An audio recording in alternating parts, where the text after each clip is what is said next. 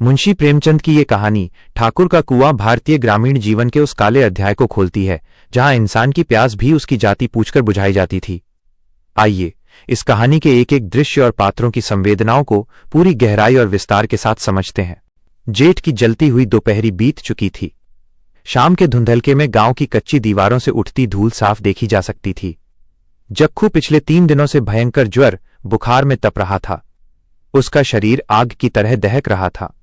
वो अपनी फटी हुई पुरानी खटिया पर पड़ा रह रहकर कराह उठता था।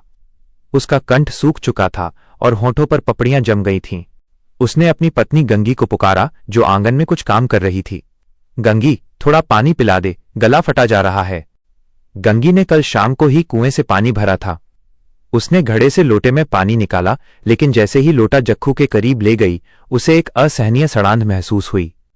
उसने नाक सिकोड़ ली। उसे तुरंत समझ आ गया कि रात में जरूर कोई जानवर, शायद कोई चूहा या बिल्ली कुएं में गिरकर मर गया है। अब वो पानी जहर बन चुका था। उसने जक्खू से कहा, ये पानी मत पियो, इसमें से सड़ांध आ रही है, बीमार पड़ जाओगे। जक्खू ने अपनी पथराई आंखों से गंगी को देखा। उसकी प्यास अब बर्दाश्त के बाहर थी। उसने झुंझलाकर कहा, तो क्या करूं?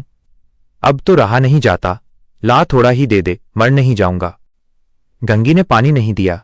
उसे डर था कि बुखार में ये गंदा पानी जक्खू की जान ले लेगा। गंगी घर से बाहर निकलकर सोचने लगी। गांव में पानी के 3 ही स्रोत थे।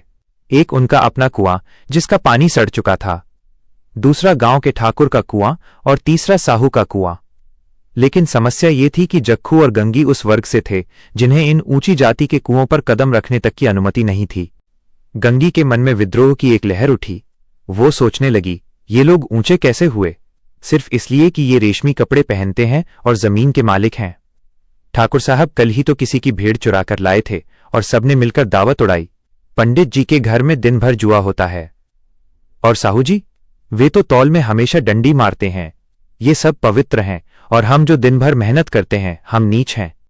उसके मन के इस तर्क ने उसे हिम्मत दी। उसने अपनी पुरानी रस्सी उठाई और मिट्टी का घड़ा लेकर ठाकुर के कुएं की ओर चल पड़ी।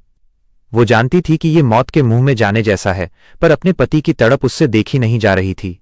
रात का दूसरा पहर शुरू हो चुका था। गांव की गलियों में सन्नाटा था। गंगी दबे पांव ठाकुर के अहाते में पहुंची। वहां कुआं अहाते के भीतर था। गंगी ने देखा कि ठाकुर के बरामदे में कुछ लोग बैठे हुक्का पी रहे हैं और गप्पे मार रहे हैं। गंगी झाड़ियों के पीछे छिप गई। वह सही मौके का इंतजार करने लगी। उसे उन लोगों की बातें सुनाई दे रही थीं। वे लोग अपनी ताकत और दबदबे की बातें कर रहे थे कि कैसे उन्होंने फलां व्यक्ति को पीटा या कैसे किसी का खेत हड़प लिया।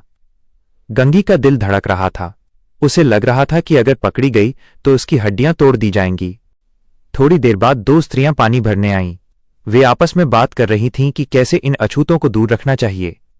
वे कहती थीं, इन लोगों को तो हमारे कुएं की हवा भी नहीं लगनी चाहिए। उनकी बातें गंगी के सीने में तीर की तरह चुभ रही थीं, पर वो चुपचाप मौके का इंतजार करती रही। काफी देर बाद जब स्त्रियां चली गईं और ठाकुर के बरामदे की बत्तियां बुझ गईं, तब गंगी ने हिम्मत जुटाई। वो बिल्ली की तरह दबे पांव कुएं की जगत पर चढ़ीं। चारों ओर गहरा सन्नाटा था। उसने धीरे से रस्सी कुएं में छोड़ी। उसने बहुत सावधानी बरती कि घड़े के पानी में गिरने की आवाज न हो। उसने धीरे धीरे घड़ा भरा और उसे ऊपर खींचने लगी। उसकी भुजाएं थक रही थीं, पर जक्खू का सूखा हुआ चेहरा उसकी आंखों के सामने था। घड़ा जब बिल्कुल मुंह तक आ गया और गंगी ने उसे पकड़ने के लिए हाथ बढ़ाया, तभी अचानक ठाकुर के घर का दरवाजा जोर से खुला। ठाकुर की कड़कती आवाज आई, कौन है? कौन है वहां? गंगी बुरी तरह डर गई। डर के मारे उसके हाथ कांपने लगे और रस्सी उसके हाथ से छूट गई। भारी घड़ा कुएं की दीवारों से टकराता हुआ नीचे गिरा। धड़ाम! आवाज पूरे अहाते में गूंज उठी। ठाकुर लाठी लेकर कुएं की ओर दौड़े। गंगी ने अपनी जान बचाने के लिए एक लंबी छलांग लगाई और खेतों की ओर भाग निकली। वो कांटों और पत्थरों की परवाह किए बिना दौड़ती रही जब तक कि वो अपने घर के पास नहीं पहुंच गई। गंगी जब बदहवास हालत में अपने घर पहुंची तो वो पसीने से तरबतर थी। उसके हाथ छिल चुके थे और वो खाली हाथ थी। उसके पास जक्खू को देने के लिए साफ पानी की एक बूंद भी नहीं थी। उसने जैसे ही घर का दरवाजा धकेला, उसकी आंखें फटी की फटी रह गईं। जक्खू, जो अब और बर्दाश्त नहीं कर पा रहा था, वही सड़ा हुआ, बदबूदार और जहरीला पानी लोटे में भरकर गटागट पी रहा था। गंगी वहीं पत्थर की मूरत बनकर खड़ी रह गई। उसने जो साहस दिखाया था, जो जोखिम उठाया था, वो सब उस एक लोटे गंदे पानी के सामने हार गया था। समाज की क्रूरता ने एक प्यासे इंसान को साफ पानी की जगह जहर पीने पर मजबूर कर दिया था। मुंशी प्रेमचंद ने इस कहानी के माध्यम से समाज के निम्नलिखित कड़वे सच सामने रखे हैं।